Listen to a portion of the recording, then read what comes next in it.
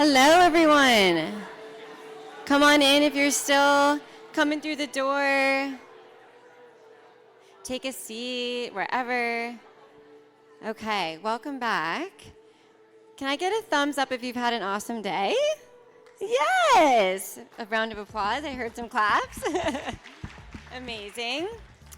Well, thank you. We're so excited. We can't believe we're already to the end of day 2. It's been an incredible day together in a couple days.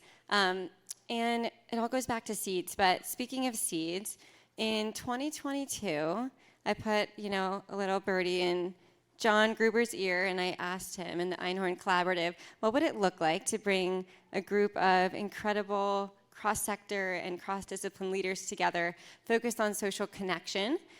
And in 2023, he and the Einhorn Collaborative helped us make that a reality in our Boston in-person convening. And again, Einhorn Collaborative has been an incredible support for us in 2025. So please give them a round of applause. And of course, not only their support for this convening, but for the action guide for building socially connected communities and all of our community initiative work. We're about to launch some big work in New York State that we're so excited for, and we'll tell you a little bit more about that later. But first, to introduce our evening plenary, I want to bring John Gruber, Building Strategy Lead for the Einhorn Collaborative, to the stage.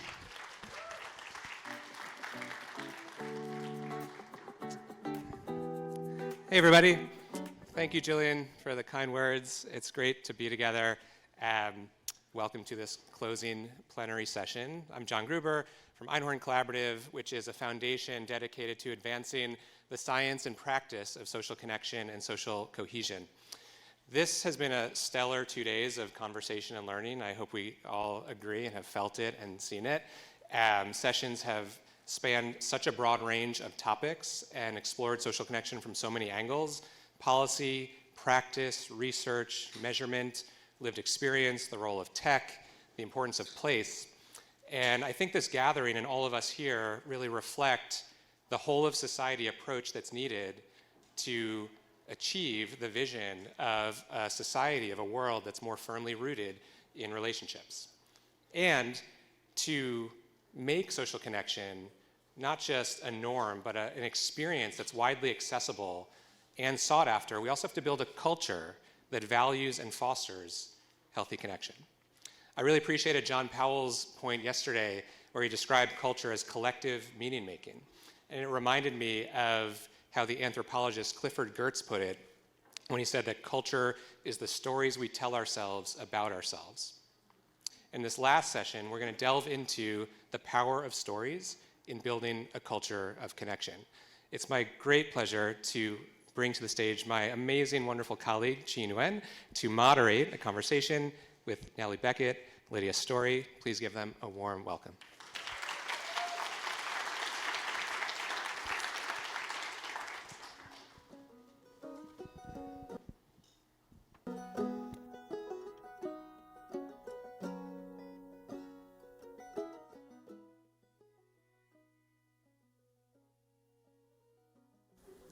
Thank you so much for spending the last plenary session with us. I oversee communications and narrative change grant making at Einhorn Collaborative, and thank you, John, for explaining what it is that our foundation does. I find my job to be one of the best jobs in the world because I get to go around the country listening to stories of how people are building relationships in bonding contexts and bridging contexts. And then I get to retell them to the media, to the entertainment industry, and I get to gather all of us together and think about how those stories can promote social connection and social cohesion. I'm so grateful to be joined today by Lydia Story, who is the Director of Cultural Change at Caring Across Generations. So Lydia is the person I call when I want to know, how do you embed a storyline into a scripted or unscripted TV show or film? Because she does that for Caring Across Generations by thinking through storylines that would make people care about care. And Nellie Beckett is the community engagement producer at Gulf State Newsroom. And Nellie taught me proximity journalism. And so I would love for you to explain what that is to people in just a little bit.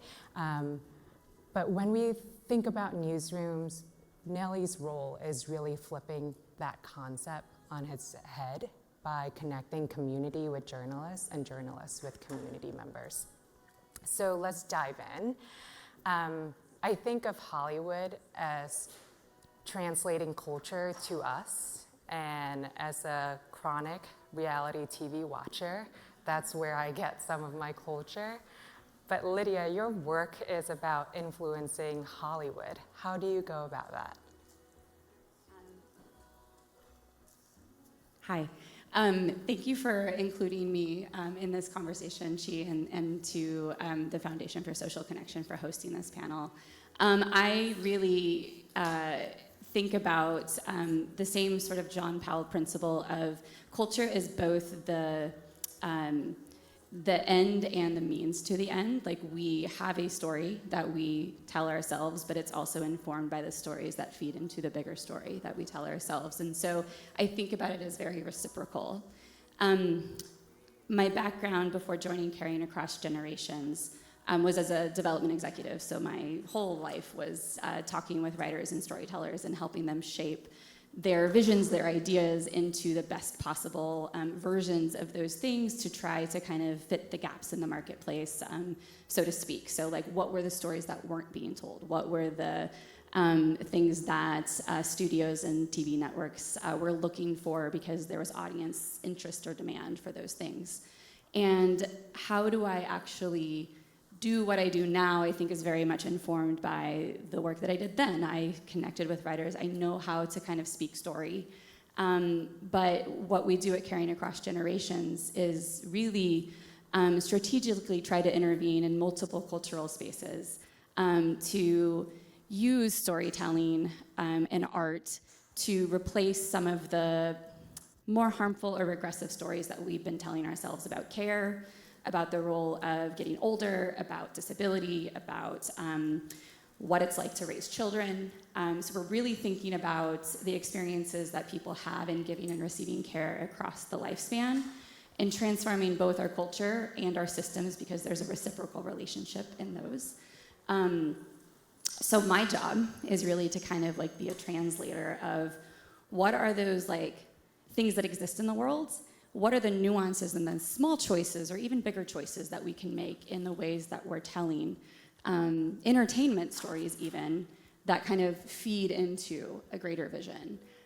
Very specifically day to day, I am reaching out to writers. I'm offering training sessions on certain things like anti-ageist, anti-ableist storytelling, care-inclusive storytelling. I'm reviewing scripts, I'm giving feedback and guidance. We are partnering or thinking about how can we amplify the stories that do exist. So hopefully that answers some of your question. I can dive in more later. Thank you. And Nellie, I think there's a narrative about the media adding fuel to division and polarization in our country, but your job is about promoting social connection in the South. I would love for you to explain how you go about that. Absolutely. Thank you so much, Chi, for talking to us and for the Foundation for hosting this wonderful conference. So I'm community engagement producer at the Gulf States Newsroom, which is an NPR collaborative in the Deep South. We tell stories about the strengths and challenges that bind us across Alabama, Mississippi, and Louisiana. You know, in the world of media, I grew up in Washington, D.C., where, you know, journalists, you know, politicians, think tank folks are a dime a dozen. I now work in the Deep South, where the knee-jerk reaction to someone saying, well, I'm from the media, I'm a journalist, is not always quite as positive. But something that we do love in the South is storytelling. And I have journalist colleagues who refer to themselves as storytellers. We co-create the narrative about the Deep South together. My role was brought on to the team. So as producer, not journalist, my background is in community engagement, from public schools to public libraries. Now I'm in public media. And so what my role looks like is pushing out the stories that we tell, making sure that they're seen, that they're heard, that we're reaching folks where they're at. And that might not be on your local NPR station. That might be in a text group, a Facebook group, a Reddit thread, right? A trusted leader sharing out some of the reporting that my colleagues do. Some of our beats include the issues that affect Southerners every day: public health, incarceration and gun violence, health equity, environmental justice, right? And also, this amazing rich culture that binds us. So we have stories of sports and culture and food and just the rich tapestry of life in our states. So how do we do that? We hold live events, activations. I hear directly from folks. Just on Friday, I sat in a room in Jackson, Mississippi with folks in recovery and who are working just on the ground effects of the opioid crisis in Jackson, Mississippi. And I said, what are you afraid that we're going to get wrong? What are we doing wrong? How are we telling the story wrong? And the answers were humbling, but it's my job to take that feedback, focus on solutions. Don't come to us and mind trauma and come back and just tell that. No, maintain the relationship with us. Keep having gatherings, and don't invite people to come to a gathering if they don't feel like they have leverage. Time it so that you're telling these stories at the start of the legislative session, so that Mississippi lawmakers can hear the journalism, right? Because if we're just writing stories and sending them into the ether, that's creative writing. And in public media, we're in a really, media's at a crossroads, public media's at a crossroads. We are now 100% community funded. We lost our federal funding, right? So we now have to prove impact, not just clicks, not just page views, not just numbers of those metrics are also important. But we have always pointed to the tangible impacts that our reporting makes in everyday people's lives, and how it brings folks together. I would love to dive into that a little bit more. So I think there is a relationship with the media where you actively pitch a story to a journalist, or a journalist reaches out and interview you for something, but you're actively working to build relationships between journalists and the communities and vice versa. Why? And what impact does that have for the social connection and social trust within a community? Great question. I pitch it both ways.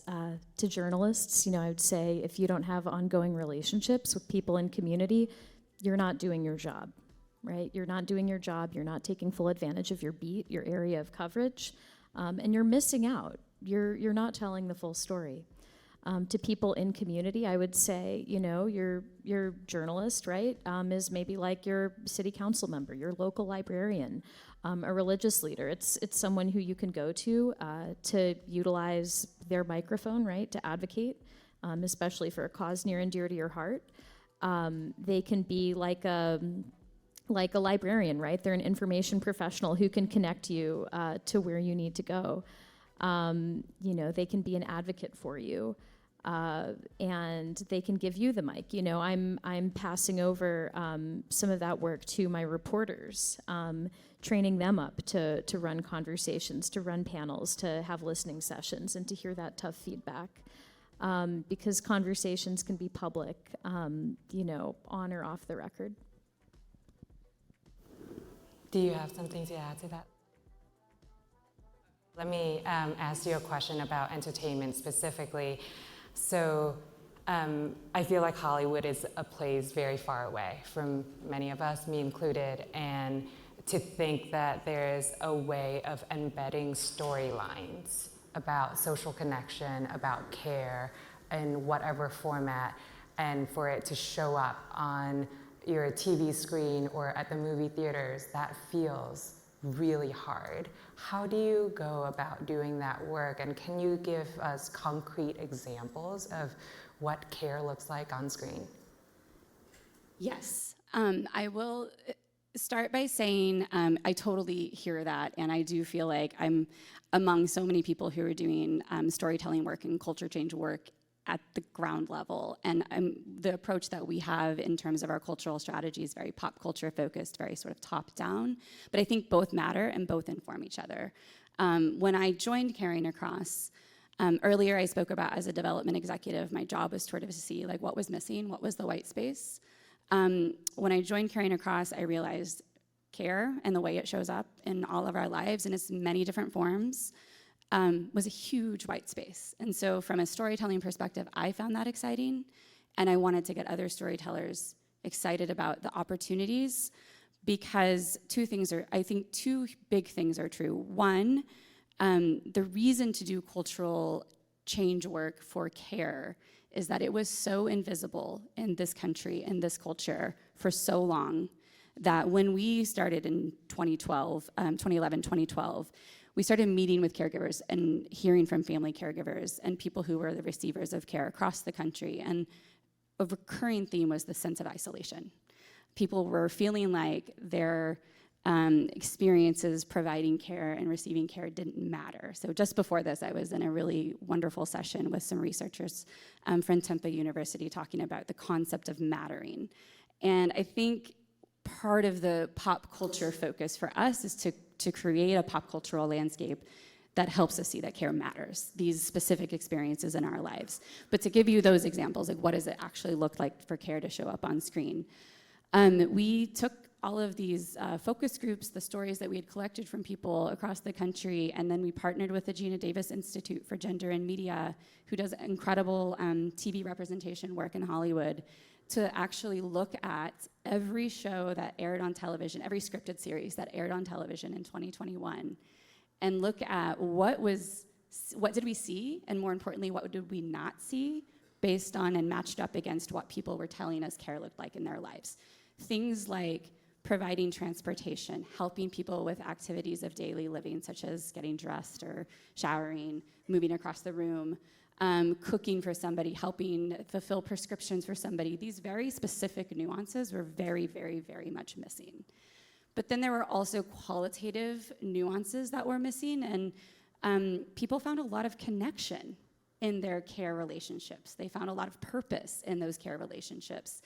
And so often the stories that we were seeing on TV, which were very limited, by the way, focused so much on the hardships and the quote-unquote burden of care. So our work is sort of taking all of that. I created something called the Care Inclusion Playbook, which was essentially a synthesis of all of these different discrete care experiences to create story sparks matched against the components of story: character, stakes, conflict, world building. That I use to now offer to screenwriters, to TV writers, and even reality TV producers. Thank you. To think about embedding in the stories that they're telling. A very, I think, specific example in this, we recently consulted with The Pit for their upcoming season, but they did an incredible job. If you've not seen the show, I highly recommend it. It's one of the most popular shows of the year. They did an incredible job on 3 different storylines in their first season, one of which captured a woman who was a primary family caregiver to her aging mother who came in for a fracture to the ER. And it was very clear that this family caregiver was incredibly burnt out, and that's a super common caregiver experience because we don't have the supports in this country to make it easier. But in the end of that arc, one of the doctors or one of the social workers in the hospital took the moment to actually acknowledge there's such a thing as respite care. So many people don't even know that that exists. So that's a nuance and a choice point in the storytelling to fit within the arc of that emotional journey of the character, the entertainment value of the show, but it also helps people see something that wasn't there before and know something they might not have known before. I would love to double click on something. So as a storyteller and a grant maker on narrative change, one question that I'm constantly chasing is, how do we know when we are at the cultural change we're after? You can watch one TV show, you can see one movie. What does it take to get to the public norming of cultural change? That's a $1 million question. I'll offer my thoughts on this, but I'd love to also hear what Nellie has to say. I think for me, I'm seeing, since I started this job in 2022 to now, a huge difference and a huge expansion in the types of both the amount and types of care-related stories like showing up in television and film. We partnered with the film Night Bitch last year that was like a really fun and sort of genre-bendy story about early motherhood.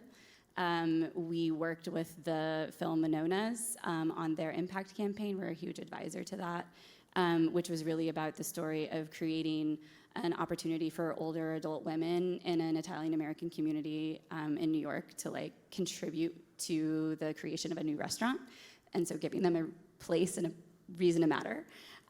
These are all related to what I was talking about before in terms of, what are those stories that we tell ourselves about age, disability, parenting, et cetera, and how do we replace them and expand them? I'm seeing so many more examples of this happening. I'm hoping I get to like actually measure that change in TV representation soon. And I think there's just a different awareness in public discourse. And I think one thing that gives me encouragement, especially on the theme of this conference, is that because we are hearing more stories, not just in our entertainment, but in our media, care was a very important agenda item in the presidential election in both sides. And those things are pointing us to like this becoming more culturally salient. Yeah, stories of care are also very much at the forefront of what we're doing right now.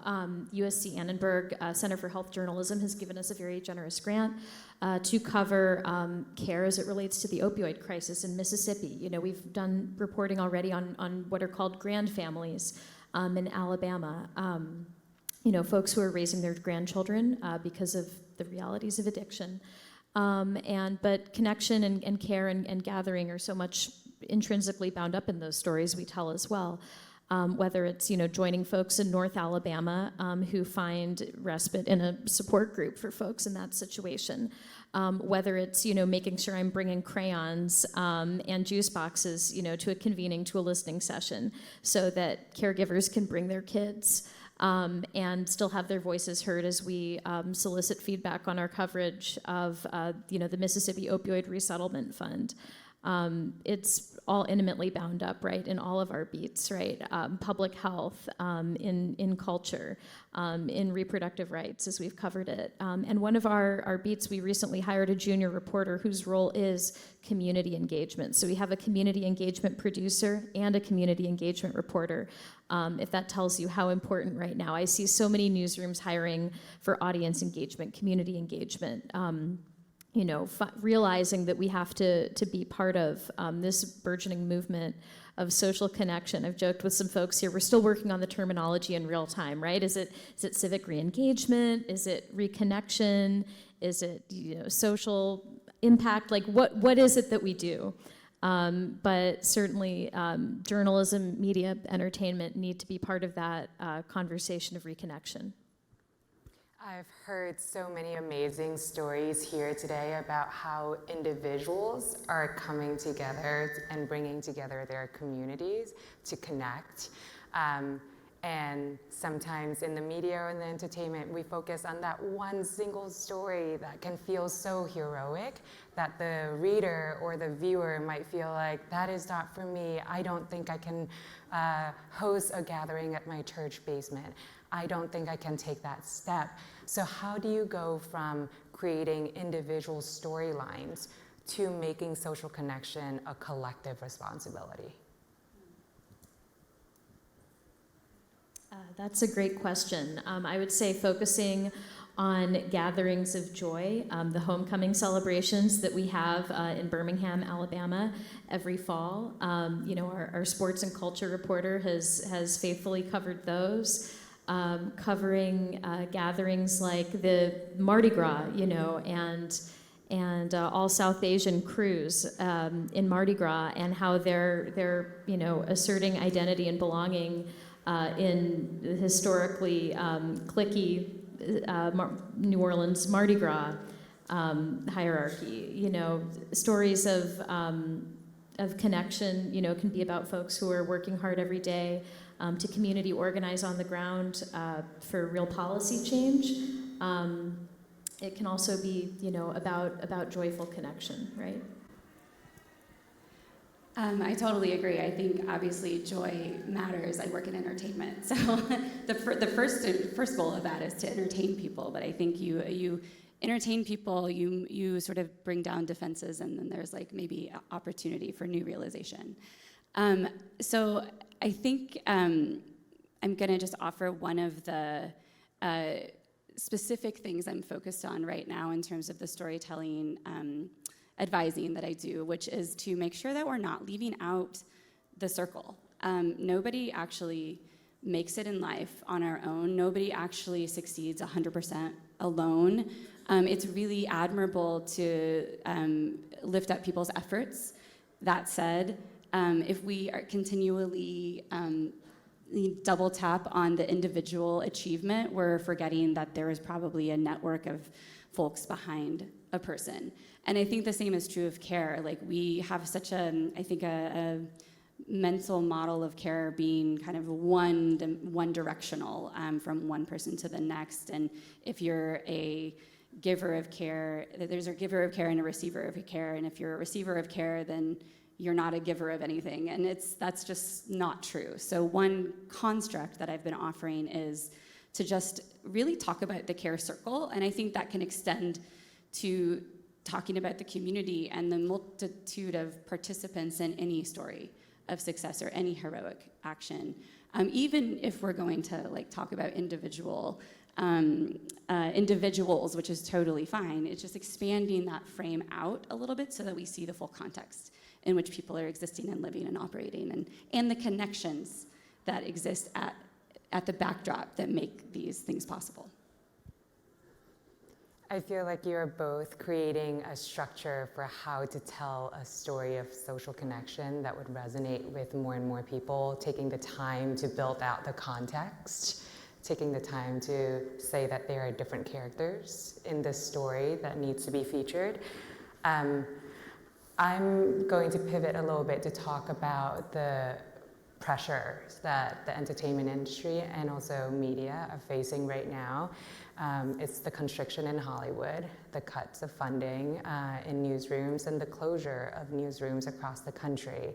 And so, as I think back to the first plenary conversation where the speakers spoke about the double-edged sword that is the world of media that we are consuming right now. There's a lot of negative stories that we are constantly being fed.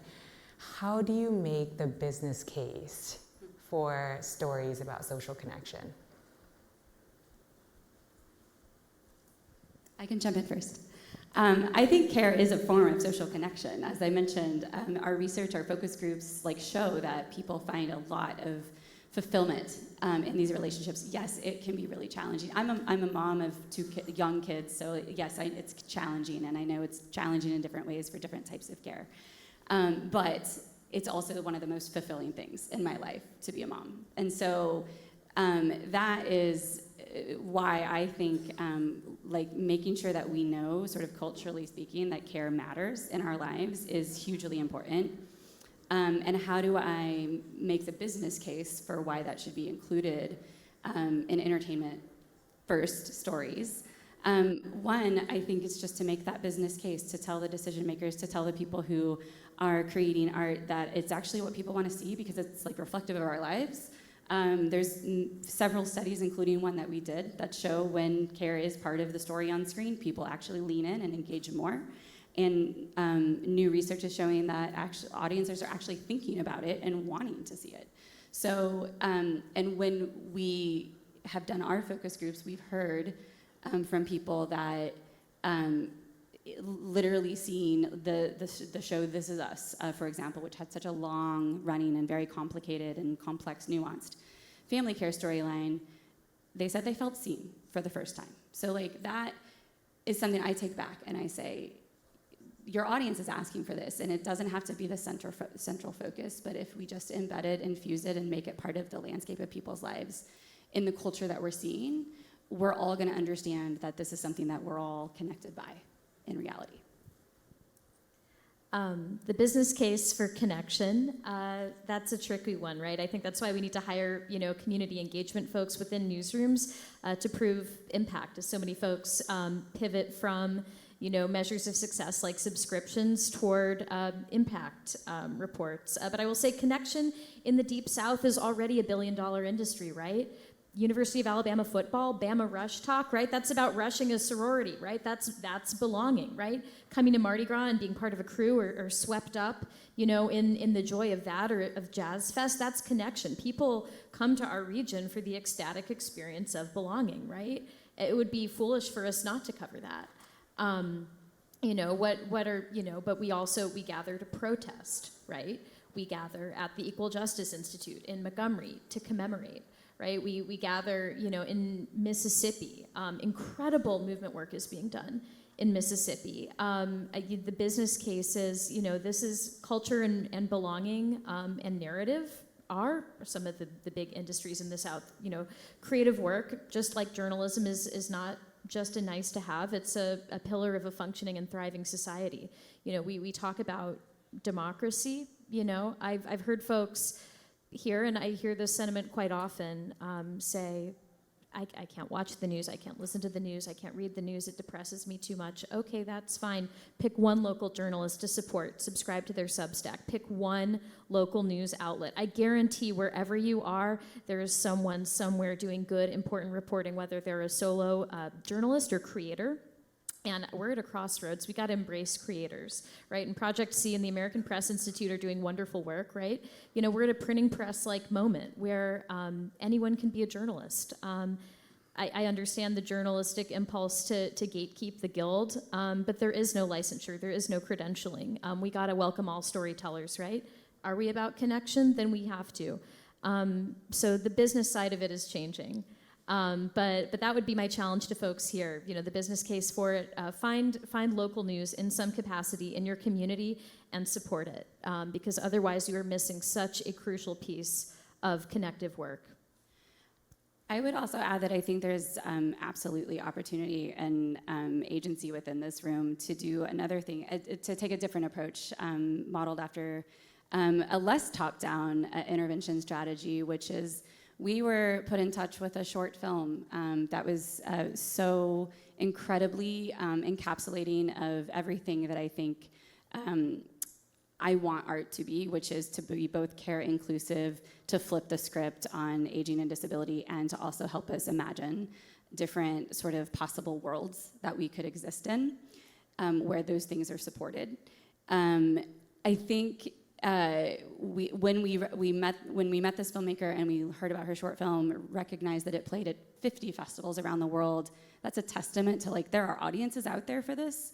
So we chose to use some of our resources and some of our influence to help bring more resources to that project. It's now just wrapped production. The feature film version of this story will be premiering at Tribeca Film Festival next year.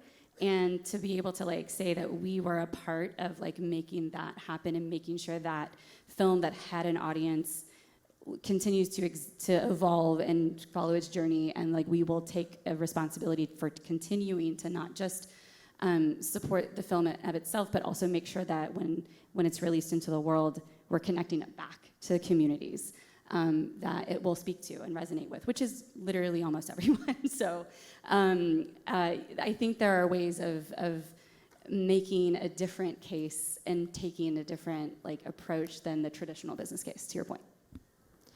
I would love to ask you one last question, which is, I think as storytellers, we do a lot of work to change culture. And I think you are doing the work of changing the industry that you are a part of. What is the one thing that you would do to make media and entertainment care about social connection? So what I do is make it fun, right? I have to practice what I preach. So we have monthly happy hours in New Orleans and Birmingham. Media happy hours, bringing together folks, not just from the public media, the NPR and PBS worlds, but independent creators, journalists, writers from the local newspaper, folks who are striking out on their own with Substack. Folks who are in TV production, right? We get together, we hang out, we drink, we talk about what's going on in the industry, we exchange numbers, people pick up freelance contracts, right? Community engagement is within as well as without. And then if we're lucky, people wander by and say, hey, what are y'all doing over here? This looks fun, can we join? And then we get real-time feedback from community members about our coverage, or get story ideas, or build sourcing, right? It's all connected, right?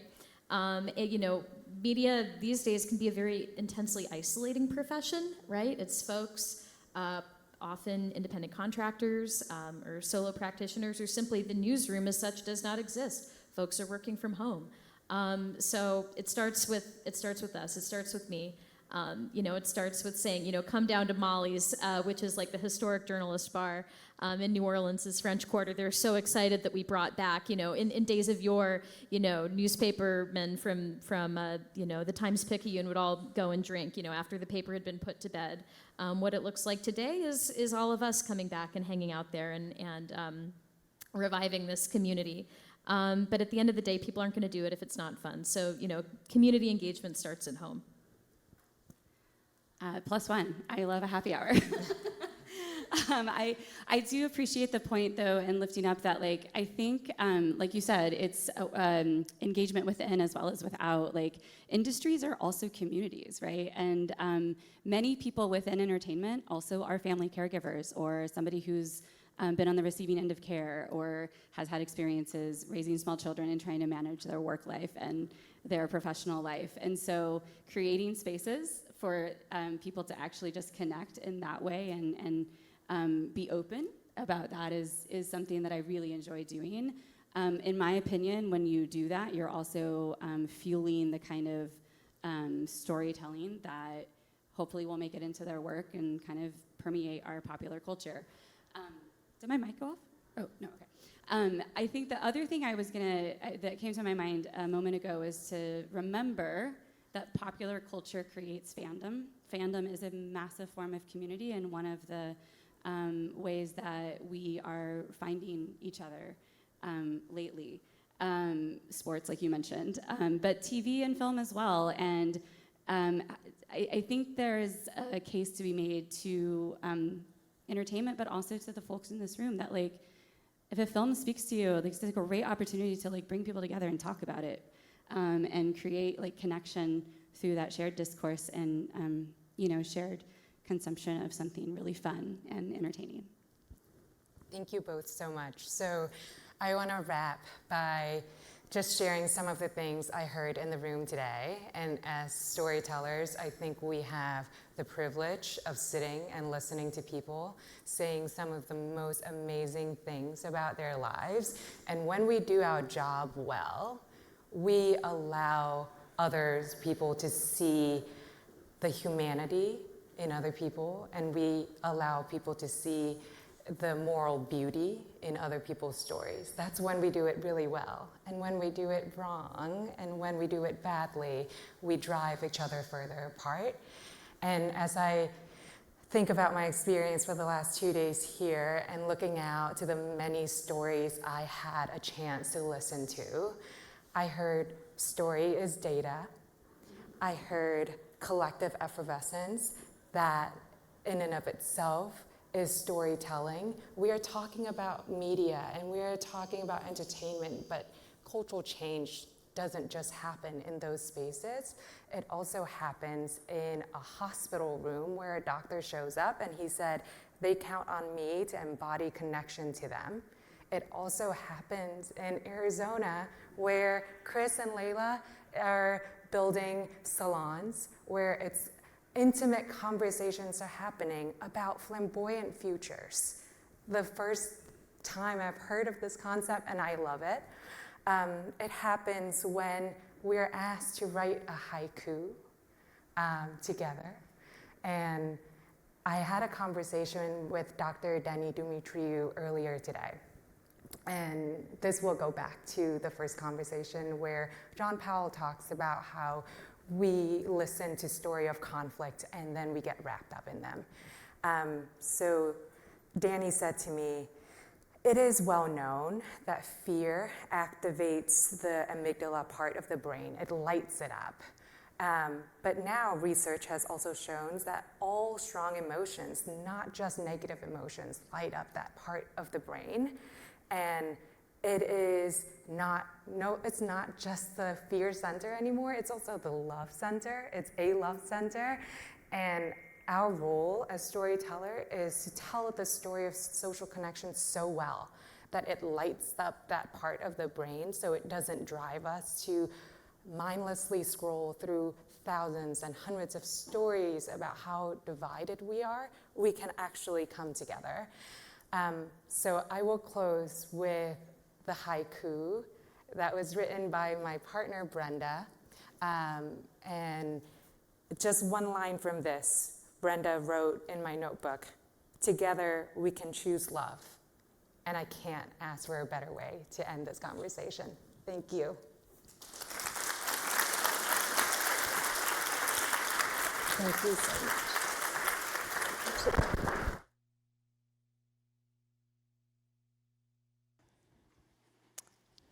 Together we can choose love. I love that, and I love the haikus. Thank you, Eunice, for bringing the haikus. I can't wait to read and learn more about those. And thank you so much again to Chi and to Lydia and Nellie for just sharing such beautiful insights. And thank you all so much for being here. You know, it's really beyond Risa and I's wildest dreams, just the amount of joy, the learning, the solutioning, the talking about the problem, all the things that make this messy but also beautiful. We're just so, so grateful to each of you for being here. And, I can't even just say enough gratitude. And I can't believe we're already at the end of day 2. We've heard so many wonderful stories of you all connecting and engaging with each other, and I know many of you had to really lift a lot to be able to be here with us, and we're so appreciative. We are excited to tell you that these new badge things that we had with Cove have been working. So over the last a couple of days, you have blown away the record here as of midday today, and so we know the number's even higher, more than 1,300 connections using the badges, so thank you. And do please keep that up. There's a reason that was there, there's a reason you liked it, so we're hoping you keep that connection going long after you leave Atlanta here or leave us together. So just thank you all so much. Again, we couldn't do this without all of you being here, participating, bringing your energy and your passion, and we're super grateful. We hope we continue to see you through the site visits tomorrow, and keep in touch with us after you go home. Thank you so much. Thank you.